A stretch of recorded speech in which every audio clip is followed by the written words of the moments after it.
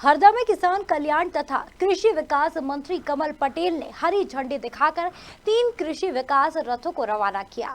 ये रथ हरदा जिले के 3 विकास खंडों का भ्रमण कर किसानों को जन जागरूकता का संदेश देंगे। मध्य प्रदेश में उपचुनाव की तैयारियां शुरू भी हो गई हैं और बहुत कुछ हद तक कैंपेन बहुत तेज गति से चल पड़ा है। कल मध्य प्रदेश के पूर्व मुख्यमंत्री कमलनाथ जी ने 2 बातें कही हैं। एक तो उन्होंने कहा है कि उनके मुख्यमंत्री रहते हुए विकास को लेकर कभी भी उन्होंने पैसे की कमी नहीं आने दी। ये बात सही है कि कमलनाथ जी की सरकार में विकास हुआ तो केवल और केवल कांग्रेस के गुर्गों का हुआ। ये बात सही है कि कांग्रेस की सरकार में यदि विकास हुआ तो केवल मुख्यमंत्री निवास और मंत्रियों के बंगले का हुआ। वो कमलनाथ जी की सरकार जो 15 महीने तक मध्य प्रदेश में रही, 1 इंच भी सड़क नहीं बनी, 1 यूनिट भी बिजली का उत्पादन नहीं हुआ। संबल योजना जो गरीब के घर में उजियाला और खुशहाली लाने की योजना माननीय शिवराज सिंह चौहान जी की सरकार ने शुरू की थी, बड़ी बदतमीजी के साथ, बड़ी निर्दयता के साथ कमलनाथ जी ने वो संबल योजना बंद कर दी और कहा कि खजाना नहीं है। वो मुख्यमंत्री कन्यादान योजना जिसके माध्यम से शिवराज सिंह चौहान जी ने हजारों बेटियों की शादी कराई, उस योजना को कांग्रेस की सरकार ने पैसा नहीं होने का बहाना बनाकर बंद कर दिया। किसानों का कर्जा माफ़ नहीं किया, 2 लाख का वादा किया। मैं चुनौती के साथ कहता हूं, एक किसान का नाम बता दें कमलनाथ जी और कांग्रेस के नेता जिसका 2 लाख का कर्जा माफ़ हुआ हो। बेरोजगारों को बेरोजगारी भत्ता नहीं मिला और कमलनाथ जी कहते हैं कि उन्होंने विकास के रास्ते खोले और विकास की गति को थमने नहीं दिया। दूसरी बात, कमलनाथ जी ने कहा है कि वो यदि मध्य प्रदेश के पुनः मुख्यमंत्री बने तो वो कृषि सुधार विधेयक और उस बिल को मध्य प्रदेश में लागू नहीं होने देंगे। मैं पहले भी कहता आया हूं कि एक कहावत है कि मेरी मौसी को मूछें होंगी तो मैं उन्हें मामा कहूँगा, ना मौसी को मूछें होंगी ना वो मामा कह पाएंगे। हम तो इस बात का इंतज़ार कर रहे हैं और मैं आज मीडिया के भाइयों से ये निवेदन करना चाहता हूं कि कमलनाथ जी के ऑफिस में जो उनका टिकट बुक करता है उससे आप जानकारी लेते रहिए कि 10 नवंबर की शाम की फ़्लाइट से वो दिल्ली जाएंगे या 11 नवंबर की सुबह की फ़्लाइट से वो दिल्ली जाएंगे। उनका मध्य प्रदेश में 15 महीने का कार्यकाल और ये 2-3 महीने की उनकी नाटक नौटंकी की राजनीति के बाद ये निश्चित है कि वो 11 नवंबर के बाद मध्य प्रदेश में नहीं रहेंगे। 40 साल तक इस मध्य प्रदेश की राजनीति के माध्यम से करोड़ों अरबों रुपए कमाने वाले कमलनाथ जी जब कोरोना संकट आता है मध्य प्रदेश में तो वो आईफा की तैयारी करवाते हैं।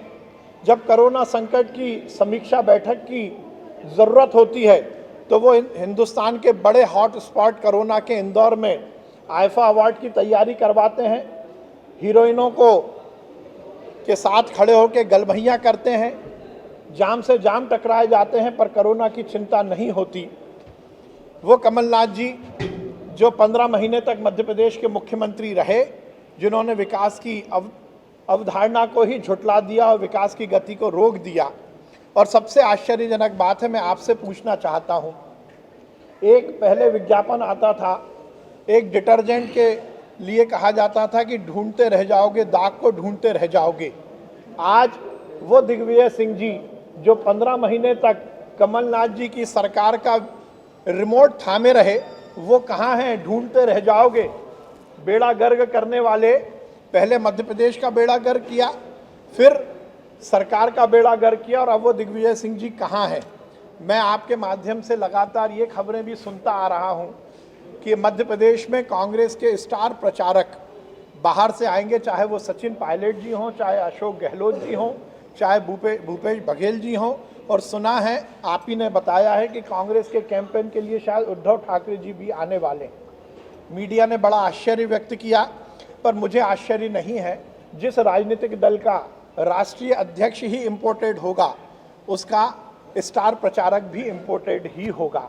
ये बात सुनिश्चित हो गई कि मध्य प्रदेश कांग्रेस के पास एक भी इस लायक या इस स्तर का नेता नहीं है जो मध्य प्रदेश के मुख्यमंत्री शिवराज सिंह चौहान जी के कद का हो, जो हमारे नेता ज्योतिरादित्य सिंधिया जी के कद का हो, जो हमारे नेता नरेंद्र सिंह तोमर जी के कद का हो, जो हमारे प्रदेश अध्यक्ष बीटी शर्मा जी के कद का हो। और इसीलिए इन्हें जरूरत पड़ रही है इंपोर्टेड नेता बुलाने की।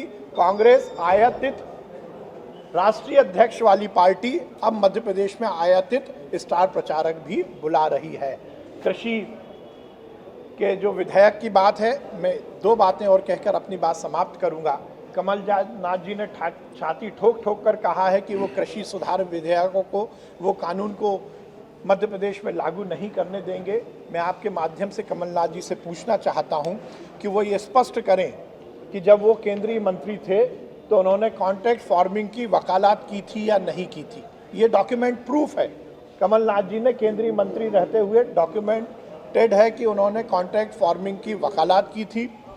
उन्होंने जब वो मध्य प्रदेश में सरकार में थे तो उन्होंने कमोडिटी जो गुड्स हैं उसको लेकर भी कहा था कि इसकी ज़रूरत नहीं है, जो कि कृषि कानून का एक हिस्सा है, जो इसका आज वो विरोध कर रहे हैं। और सबसे आश्चर्यजनक बात, जिस कृषि सुधार के कानून का कमलनाथ जी और अमरिंदर सिंह जी विरोध कर रहे हैं, उसके ड्राफ्ट बनाने की मुख्यमंत्रियों की समिति, जिसके संयोजक उस समय के महाराष्ट्र के मुख्यमंत्री फडणवीस जी थे, देवेंद्र फडणवीस जी, उसके सदस्य मुख्यमंत्री के नाते कमलनाथ जी और अमरिंदर सिंह जी भी थे।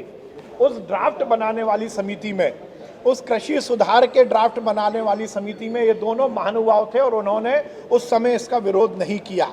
इससे ये स्पष्ट होता है कि कांग्रेस के खाने के दांत अलग हैं और दिखाने के दांत अलग हैं।